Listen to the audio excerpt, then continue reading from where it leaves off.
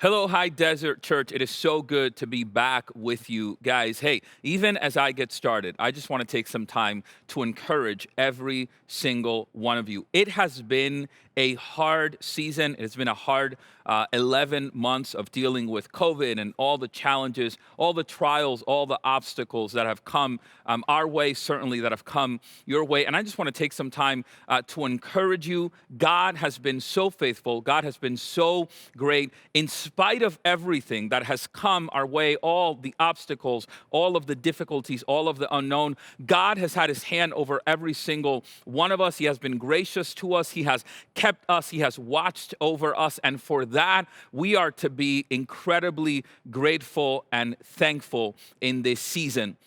However, the fact that we have gotten through it and we have somehow emerged and we are beginning to emerge from this does not mean that it has not been without some scrapes and some bruises. There are some things that have been affected in this time and in this season. As I talk to people about their jobs and about their marriages and about their families and about goals that they had, there have been some things that have suffered, that have struggled in this time. That's why this series that you have been on Nehemiah and rebuilding is so incredibly important. Because I believe that for a lot of us, if not for all of us, there are things in our life that we are looking at in this time. And we're saying, there are some things that maybe I have to look at. There's some things that maybe I have to work on. There's some things that maybe God is calling me to pay some attention to. If there's something that COVID has done is maybe it has exposed in your life, I know that in my life, it has exposed some areas of weakness, maybe some things that I have not been paying attention to that now have come glaringly into the light. Most of the times you and I go throughout our life just taking care of the things that are right in front of us, just putting one step in front of the other. But every once in a while, we've got to stop and make an assessment of our life. We've got to stop and look at maybe there's some things that are in ruins. Maybe there are some things that need a little bit of a facelift, a little bit of remodeling. Maybe it's your family. Maybe it's a relationship. Maybe it's your walk with God. In this time, I know that for a lot of us, with not being able to be as connected in church, that our spiritual life has suffered, our closeness with God, our intimacy with God has suffered, and hence everything else in our life has gotten affected by that. That's why this time and this series through Nehemiah is going to be so important, and it's going to be so critical as we try and as you try to kind of just get life back to some sort of rhythm that seems familiar. As we get into God's word, how do you rebuild? How do you look at something that used to be stable, that used to be good at one point in your life, and now it's in ruins? You see the crumbles of it. How do you get the energy and the enthusiasm and the courage that you need in order to step out and say, hey, there's some things in my life that God is asking me to pay attention to? Last week, Pastor Tom spent some time in Nehemiah Chapter 1 talking about things that are important as you even think about rebuilding. The idea of passion leading to prayer, leading to perspective, and leading to planning. And so today I get to spend some time with you in Nehemiah chapters 2 and 3. If you have a Bible, that's where we are going to start off. Nehemiah chapter 2, verse 1.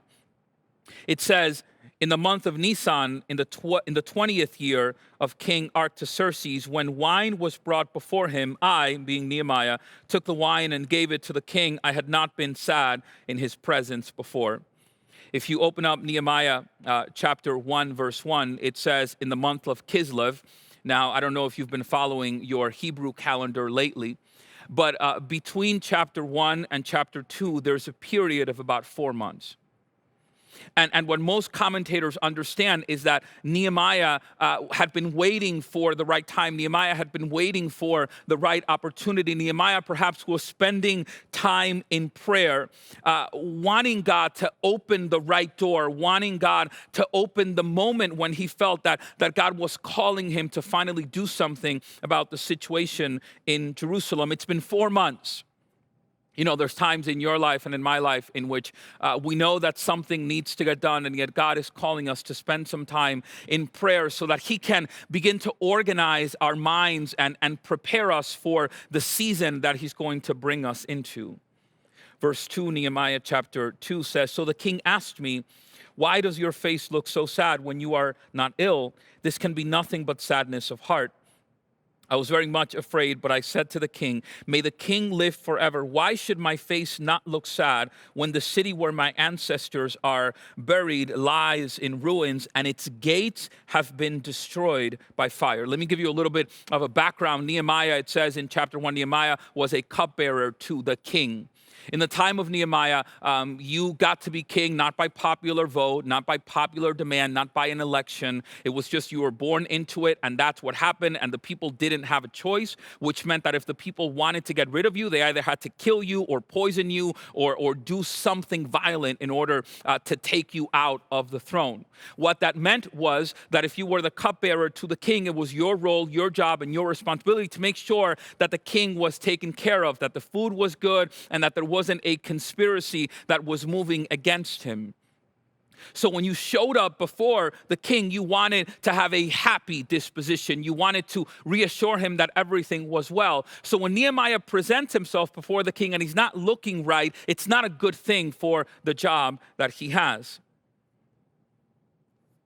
You see, Nehemiah shows up before the king and he can't hide it anymore. He can't keep it under wraps. It is beginning to show on his face. Listen, there are times in your life in which there is something that God is calling you to fix or take care of. And for a moment, you and I, sometimes we hide things. We can kind of sweep it under the rug. We can make believe that it doesn't affect us and that it's not there. But eventually, things just begin to come up to the surface in such a way that we can't hide from it. And finally, the king asks and says, "Hey, Nehemiah, what's wrong? What's going on?" And Nehemiah says, "How can I not be sad and burdened when the city where my ancestors are buried lies in ruins and its gates have been destroyed by fire?" And here's what I think. I think, Nehemiah, why do you care? What's it to you, man? You don't live in Jerusalem. You don't have to see it every day. It doesn't affect you. Why are you so concerned about something that is not right in front of you? Why are you so concerned about something that doesn't seem important? Here's the first thing that you need to understand. Sometimes you have to choose the primary over the urgent.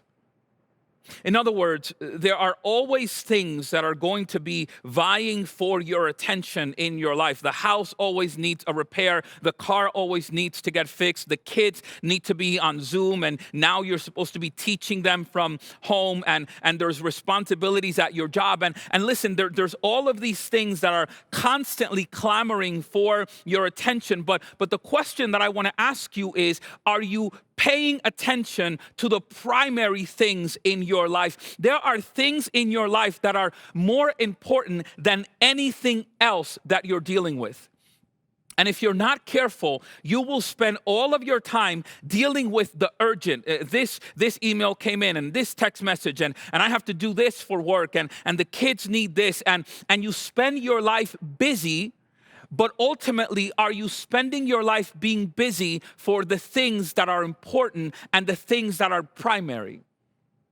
Well-known author puts it this way: people may spend their entire lives climbing the ladder of success only to find once they get to the top that it is leaning against the wrong wall. I don't think we wake up and say, you know what I want to do with my life? What I want to do with my life is just take care of all these trivial things that don't matter, and the important things, I just want to ignore them. I don't think that happens by conscious decision. But how many of us have found ourselves in a situation where we realize, man, I have not been paying attention to the things that are really important in my life? There's things that are slowly falling apart in your life, and you are so busy. Listen, I pray that even as I speak, that the Spirit of God will begin to stir something in you. And I don't want you to, I don't want to come across like I'm accusing you, like, hey, you're not doing what you're supposed to do, and you're just kind of slacking off. No, no, no. I know that you're busy. I know that there's a lot of things that are going on, clamoring for your attention, but hear me on this. There are things in your life that are primary, that are key, that are foundational, that are important, that the Spirit of God, if you would only just take a moment to say, God, what is it in my life that maybe you are calling me to rebuild in this season? That maybe the busyness of your life right now is stopping and hindering you from paying attention to areas of your life in which God wants to grab a hold of your heart. You know, nobody starts off in a marriage saying, you know what I want this marriage to become 5-10 years into it? Stale and boring. You know, I want to be a barely mediocre parent. That's my dream for myself. You know, I want to fall in a rut in my 30s and 40s and 50s where I really just don't do anything that matters. I don't think anybody gets up and says that, but I'll tell you that it happens. I've sat down with one person last week who was going through a divorce, and I asked what happened. And they said, we grew apart. We just grew apart. It's not what we were trying to do. It's just over the years, it just kind of happened.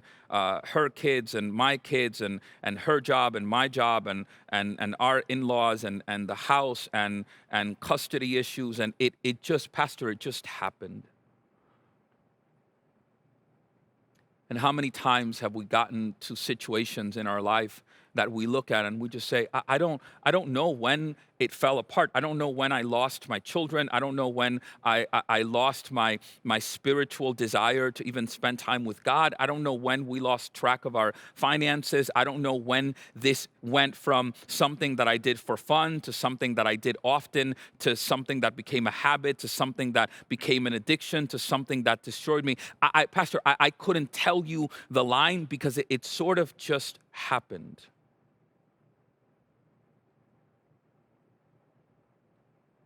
And my question to you is, are you so overtaken?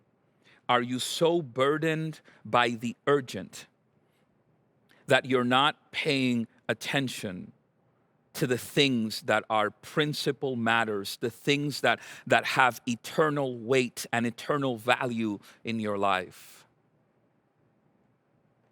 And that maybe what God is asking you in this time, even as we go through this series, is to ask yourself that question. Not, are the dishes done and did you get new tires on the car and did you fix that hole in the roof and did you set up the kids for online Zoom classes? And no, not that. Those things are important and they have to get done. The dog needs to be fed and walked, and I get that.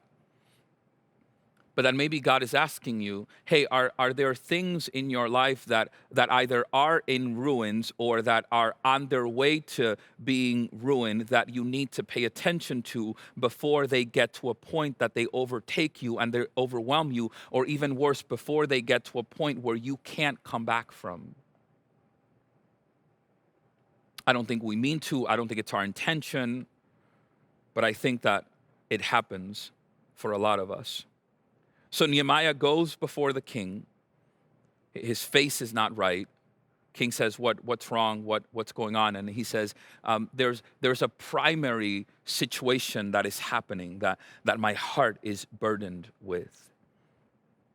Verse 4, the king said to me, what is it you want? Then I prayed to the God of heaven. There's prayer one more time. And I answered the king, if it pleases the king, and if your servant has found favor in his sight, let him send me to the city in Judah where my ancestors are buried so that I can rebuild it. See, one of the things that you see in Nehemiah is not only that there is a passion, but that there is a passion that is covered in prayer that allows him to have the right perspective to begin to plan, and that plan actually sets something in motion. I think for a lot of us, we have a lot of dreams and we have a lot of desires, but the question is, are we going to actually do something about it? And what is interesting to me is that Nehemiah says, when the king asks, hey, what is it that you want? He says, hey, I want to be able to leave where I am and actually go there and do something about this problem. And as I stop and I think about, and I want you to understand for a moment, I want you to be Nehemiah. Nehemiah has what you and I would call, he's got a good job. You know, one of those jobs that has a 401k and it has a good retirement plan. He's got 15 paid vacation days, 5 personal days, and a company car. Nehemiah has an office with a window. Nehemiah has he's set for life. This is the job that he's been wanting, that he's gonna retire from. And all of a sudden, Nehemiah says, I'm willing to leave the 401k and the benefits and the paid vacation and the office and the company car and uproot my entire life and go to a construction site. I'm willing to trade my dress clothes for some jeans and some work boots. Have you ever done construction work? I know some of you do that for a living. Construction work doesn't start at 9 a.m. in an office. If you've ever asked somebody who works construction to help you with a project at your house, I've done this before. I said, hey, can you help me do this or help me do that because I'm not handy? And construction people, they're funny. If you ask them, hey, can you come over and help me do something? They'll be like, yeah, I'll be at your house at 7 in the morning. And I'm like, 7? Like, could we do it like 9:30? Is that okay? Like, I'm having lunch at 9:30. Listen, Nehemiah had to choose growth over comfort. He chose to leave his job, what was familiar, what was comfortable, what he knew, in order to go do something that he had never done before, that he simply felt that he had a passion about. Listen, if you are going to rebuild anything in your life, you're going to have to step out of your comfort zone in order for you to grow in the area that God is calling you to. So many of us have a passion. We have a desire. I want to do this. I want to improve this. I want to fix this. But we are not willing to get uncomfortable in order to do what God is calling us to do. You have never grown in your comfort zone. The times, the moments in your life when you have grown have been those moments when you have had to step out and leave something behind. I think a lot of us, we look at our lives and we say, man, I want this to change and I want that to change and I want this to change, but I don't want to change anything about it. And God steps in and says, but there are some things that you're going to have to give up. There are some things that you're going to have to let go of. Here's the thing. When God puts that passion in you, when God puts that fire in you, when the desire comes from Him and not from you, God gives you the ability to look at a comfortable situation in your life and say, I know it's comfortable and I know it's nice and I know I like it, but I'm willing to trade all of that because I am going to do something greater that is going to gain me a greater reward than what I have right now. But you've got to let go of it.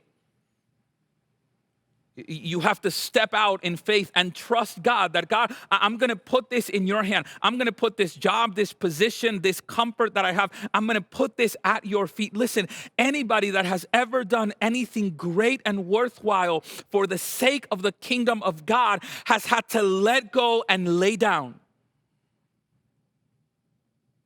and allow God to just put you in a situation that maybe you are completely unfamiliar with. Nehemiah didn't do this because he was going to make more money rebuilding the wall. He didn't do this because he was trying to run for political office. He didn't do this because he wanted to be voted Jerusalem's Man of the Year. He did this because he had a passion and he understood that this is what God was calling him to do. It says in Nehemiah Chapter 2, verse 11, this is after the time that he speaks to the king. He says, hey, I want to be able to go to Jerusalem. I want to be able to go and rebuild. And then he also says, can I get some letters and can I get some timber? Can I get some stuff? And the king says, yes, yes, yes, yes, yes, you can go. He arrives in Jerusalem in verse 11. It says, I went to Jerusalem, and after staying there 3 days, I set out during the night with a few others.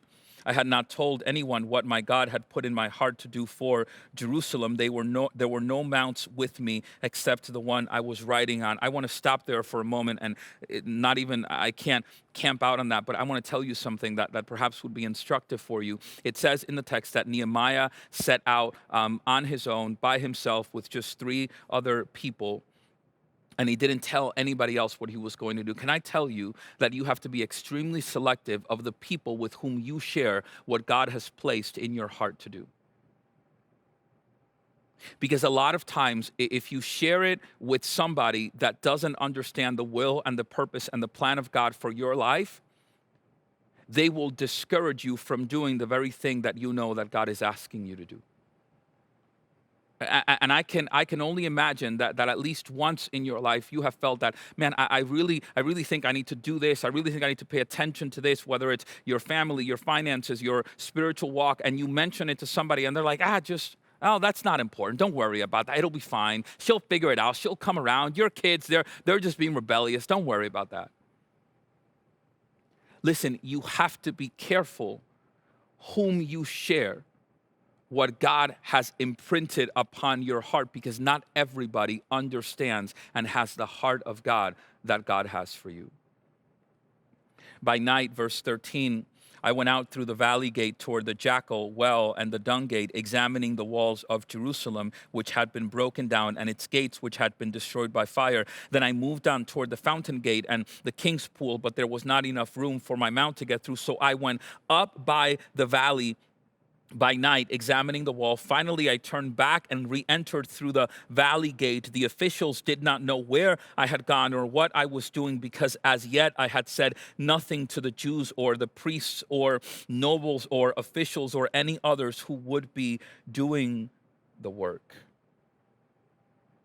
In other words, Nehemiah gets permission to go back to Jerusalem, and the first thing he does when he gets there, he waits 3 days.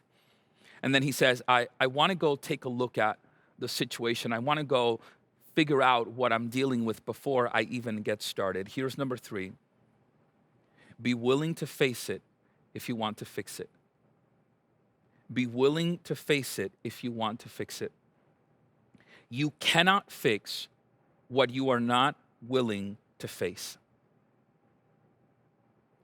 For so many of us, one of the hardest things is to have an honest conversation about the reality of a situation in our lives.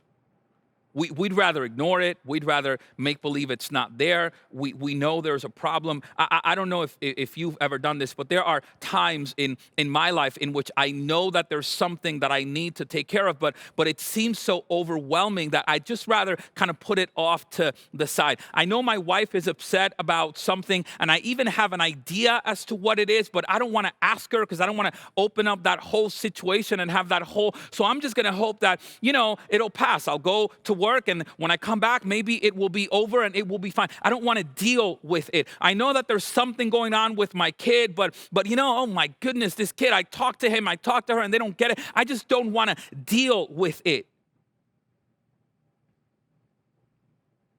And there are times in your life in which you want to just put a Band-Aid over something. Some of us, the way that we deal with it is, you know what, let's just go on a vacation. Let's just go on a trip. Let's just go buy something. It'll make us feel better.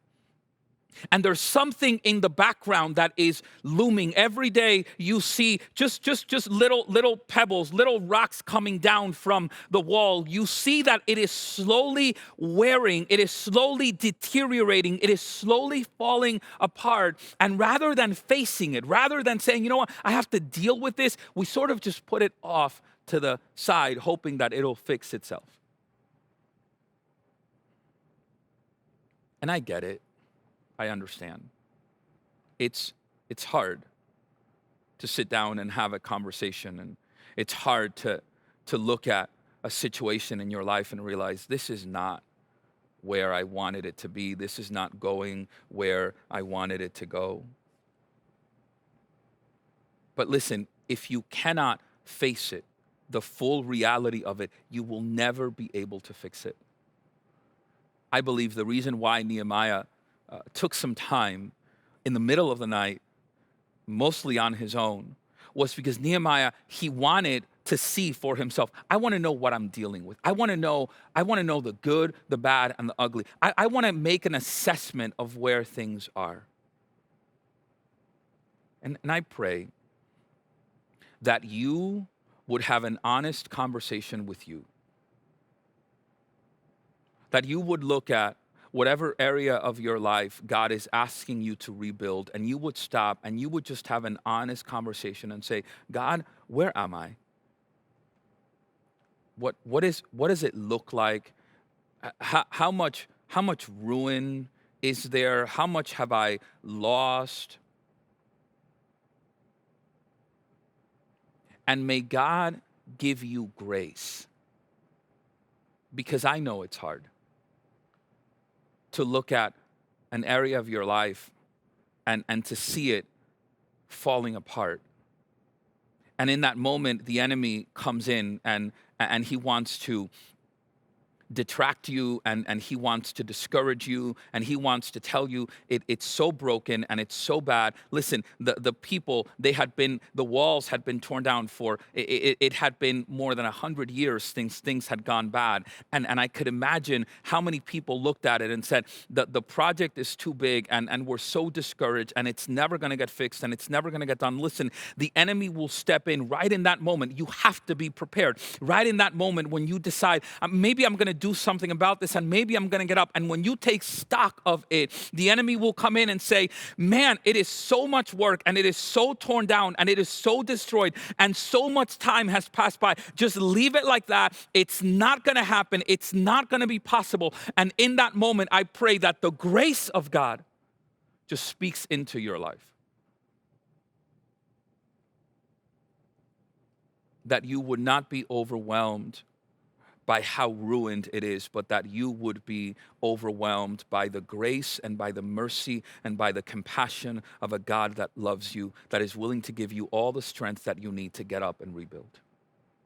My prayer is that if you're on the other side of that if somebody is coming to you because they want to rebuild a relationship with you, maybe it is your mother, your father, your son, your daughter, your husband, your wife, your pastor, your boss, your friend, whoever it may be, that God would give you grace so that you can receive them.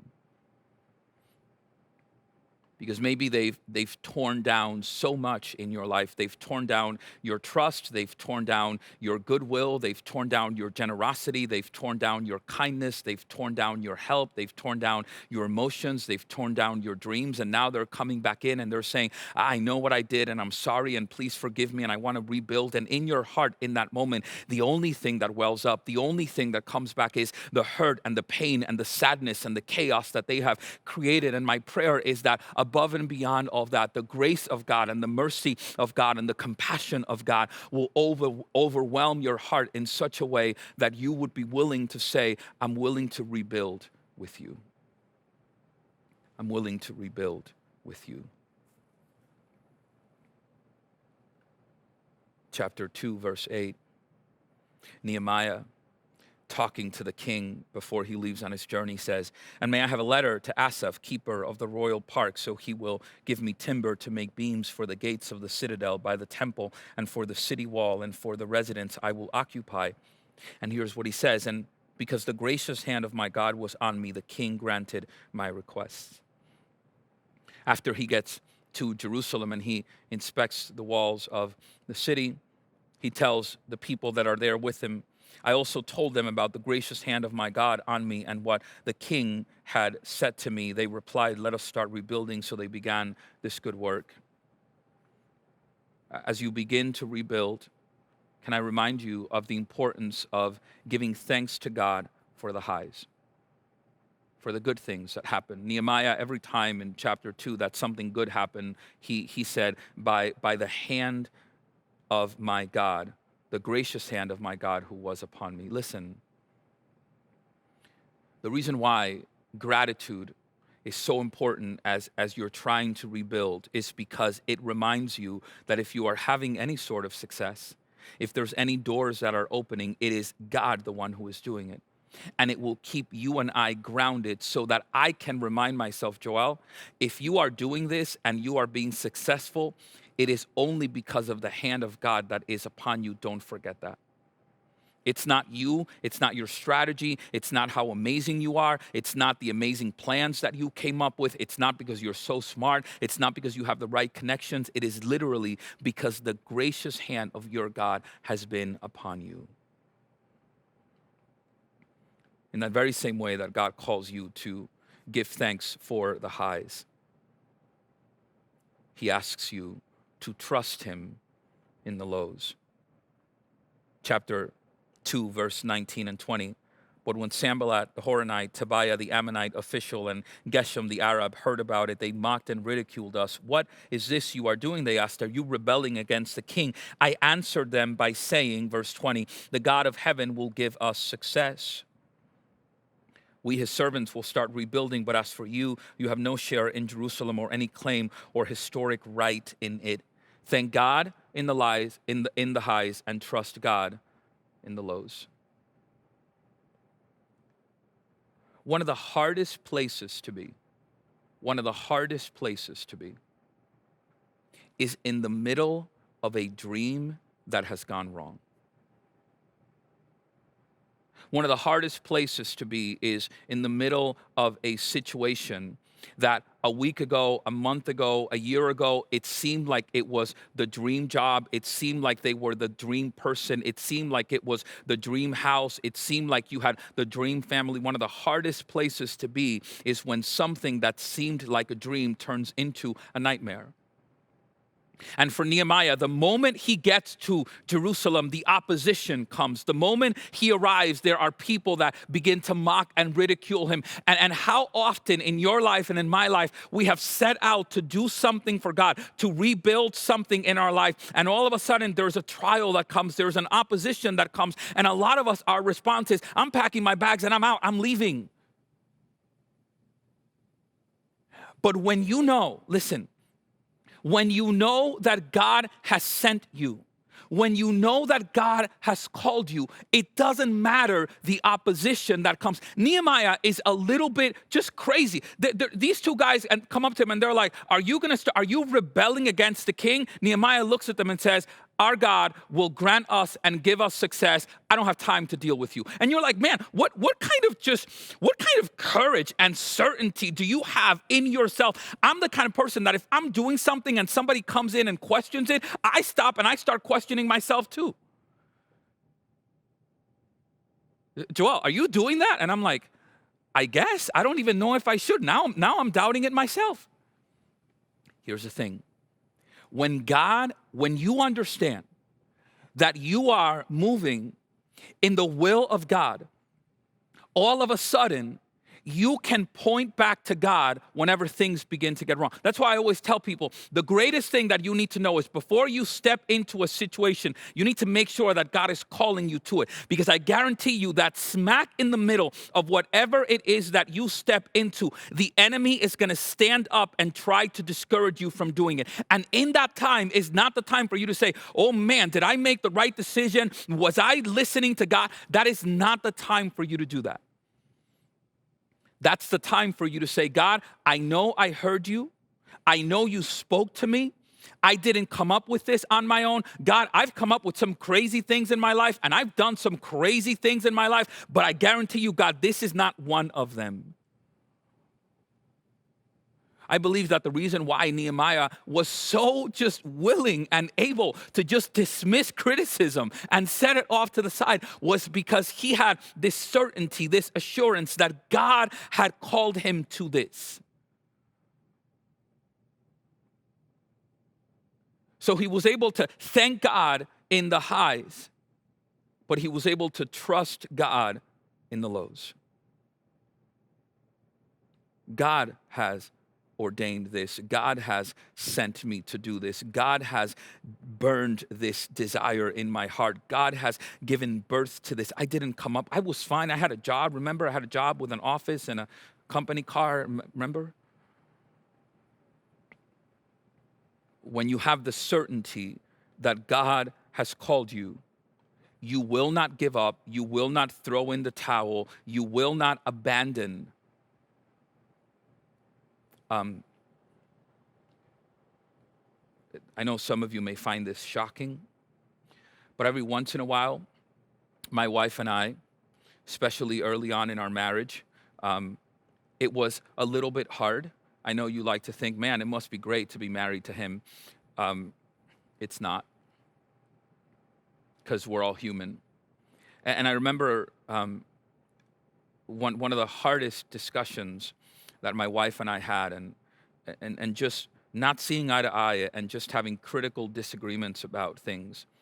And I remember her telling me, honey, you're always right and I'm always wrong. Actually, that's not what happened. She didn't say that because it's not the truth. She looked at me and she said, I know what I did. When I walked down the aisle up to the altar to be with you, I know that God ordained for us to be together, and I will be in this until and unless you choose otherwise. Whew. In other words, what she was telling me is, we're having our problems and we're having our differences and we're having our issues, but I'm here and I'm going to stay here. Even though my heart is broken, even though there are challenges, and even though there are obstacles, I'm going to stay here because God has ordained this, and I know that.